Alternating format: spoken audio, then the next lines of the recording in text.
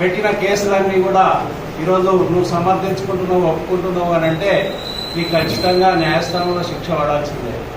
మరి ఇదే విషయం నిన్న ప్రెస్ మీట్లో కేసీఆర్ ప్రభుత్వం మంచిది అని చెప్పానని నువ్వు వకాల్తా ఇస్తున్నావు కదా జడ్జి ముందట, అదే కన్ఫ్యూషన్ ఇచ్చేసాయి. అదే కన్ఫ్యూషన్ ఇచ్చినట్లయితే నీ మీద కేసులన్నీ కూడా నీకు ఖచ్చితంగా శిక్ష పడతాయి. ఎందుకనంటే ఒక మంచి ప్రభుత్వం అని నువ్వు కిందామించావు, ఆ మంచి ప్రభుత్వం నీ మీద కేసులు పెట్టింది కదా, ఆ కేసులన్నిటికీ కూడా నువ్వు జవాబు చెప్పుకునే స్థితిలో ఉండి ఇవాళ కాంగ్రెస్ను విమర్శిస్తున్నావు అని అంటే నీ యొక్క అవకాశవాదానికి, నీ ధనదాహానికి పరాకాష్ఠగా ఇవాళ నిలుస్తుంది.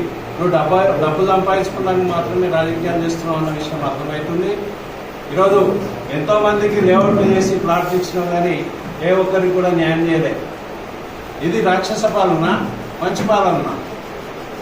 10 సంవత్సరాల నుంచి నువ్వు ఇలా గద్దెల్లో 15 సంవత్సరాల నుంచి గురించి మీ పార్టీ మాట్లాడుతుంటే దయ్యాలు వేదాలు పంపుతున్నట్టుంది. మొదలు మీరు మీ ప్రజాస్వామ్యాన్ని మీ పార్టీలో అంతర్గతంగా నేర్చుకోండి, ఆ తర్వాత మీరు బయట చెప్తే ప్రజలు నమ్ముతారు. ఈరోజు మీ రాజకీయ అవసరాలకు మీరు ఇష్టం వచ్చినట్టు మాట్లాడుతుంటే జనాలు అమాయకులు కాదు, తెలంగాణ ప్రజలు అమాయకులు కాదు, మీకు తగిన శాస్తి చెప్తారని ఈ సందర్భంగా హెచ్చరిస్తున్నాం. ఇప్పటికైనా పద్ధతి మార్చుకొని ప్రభుత్వానికి మంచి సలహా ఇస్తే తీసుకోవడానికి సిద్ధంగా ఉంది రేవంత్ రెడ్డి గారు కానీ మా గజ్వేల్లో కానీ. ఈరోజు గత 10 ఏళ్లకించి గజ్వేల్ పట్టణంలో ఎక్కడి సమస్యలు అక్కడనే ఉన్నాయి. 10 ఏళ్లలో ఒక బస్టాండ్ పూర్తి చేయలేని పరిస్థితి, రింగ్ రోడ్ పూర్తి చేయలేని పరిస్థితి, ఈరోజు మార్కెట్లో అస్తవ్యస్తంగా తయారైన వ్యవస్థను ఈరోజు బాధ్యులు ఎవరని మేము ప్రశ్నిస్తున్నాం. ఈ స్థానిక సమస్యలను పట్టించుకోకుండా కేవలం తమ జేబులు నింపుకోవడానికి, బ్యాంక్ బ్యాలెన్స్ నింపుకోవడానికే ఈరోజు ప్రయత్నిస్తున్నాయి బీఆర్ఎస్ పార్టీ నాయకులు. ప్రజాస్వామ్యం గురించి, రాక్షస ప్రభుత్వం గురించి మాట్లాడే నైతిక హక్కు ఎక్కడని ప్రశ్నిస్తున్నాం. తక్షణమే రేవంత్ రెడ్డి గారికి, తెలంగాణ ప్రభుత్వానికి బీఆర్ఎస్ నాయకులు క్షమాపణ చెప్పాలని ఈ సందర్భంగా డిమాండ్ చేస్తున్నాం. మన తెలంగాణ ఆవిర్భవించి జూన్ 2, 2024 వరకు 10 సంవత్సరాల కావస్తుంది.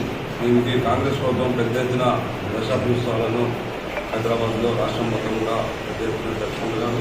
ఈ సందర్భంగా గజ్వేల్ నియోజక ప్రజలకు, మున్సిపల్ ప్రజలందరికీ కూడా శుభాకాంక్షలు తెలియజేస్తూ ఈరోజు ఈ యొక్క అవినీతి పాలన అంతమొందించి రేవంత్ రెడ్డి గారి అధ్యక్షతన ఈరోజు తెలంగాణ కాంగ్రెస్ పరిపాలిస్తున్న సంగతి మనకు తెలుసు. ఈరోజు రేవంత్ రెడ్డి గారి అందరైనా ప్రజలకు ఏమేమి అవసరాలు ఉన్నాయో గత ప్రభుత్వం చేసిన తప్పులను ఎత్తి చూపుతూ ప్రజా అవసరాలకు ఉపయోగపడే స్కీమ్లను ముందుకు తీసుకొచ్చి ఈరోజు మహిళలకు ఉచిత బస్సే కానీ, గ్యాస్ సిలిండరే కానీ ఇలా ప్రజల ఆదరాభిమానం చూడమనే ముందుకెళ్తున్న సంగతి మనందరికీ తెలుసు.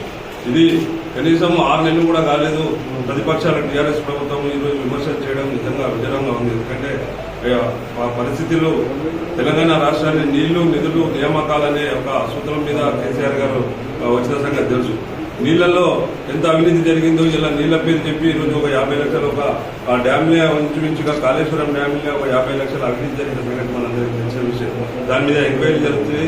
ఇప్పటికే ఒక నాయకురాలు లిక్కర్ కేసులో జైల్లో పాలైంది. మిగతా నాయకులు కూడా అతి తొందరలోనే 50,000 కోట్లను ఈరోజు రికవరీ దిశగా అక్కడ ఎంక్వైరీ జరుగుతున్న సంగతి మనం గ్రహిస్తున్నాం.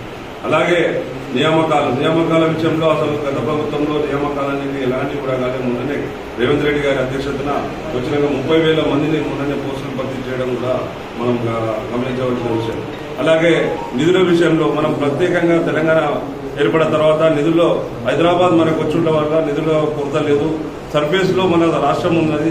ఆ యొక్క నిధులలో ఇంచుమించుగా 50% మన తెలంగాణ అభివృద్ధికి పెట్టడం జరిగింది. మిగతా 50% నిధులను ఈ యొక్క కల్వకుంట్ల ఫ్యామిలీ దగ్గరనే ఉన్నాయనే సంగతి కూడా ఇలా రాష్ట్రం మొత్తం తెలుసు. దేశం మొత్తం కూడా ఈరోజు కల్వకుంట్ల నా కుటుంబ సభ్యుల మధ్యనే ఇలా లక్షల కోట్ల రూపాయలు మొక్కుతున్న సంగతి కూడా ప్రజలందరూ గ్రహించే వాళ్ళ యొక్క పదవిచ్యుతులను చేసే సంగతి కూడా మనం గ్రహించాలని కూడా తెలియజేస్తున్నాం. అలాగే మొన్ననే కాంగ్రెస్ కు మన టీఆర్ఎస్ ప్రభుత్వానికి వ్యతిరేకంగా 10 సంవత్సరాలు పోరాడినటువంటి వ్యక్తి ఈరోజు 3-4 సంవత్సరాలనే కేసీఆర్ మంచి వ్యక్తి, హరీష్ రావు మంచి వ్యక్తి అని తిరుగుతున్నటువంటి వ్యక్తికి ఈరోజు గజ్వేల్ ప్రజలు తగిన బుద్ధి చెప్తున్నారు. ఎందుకంటే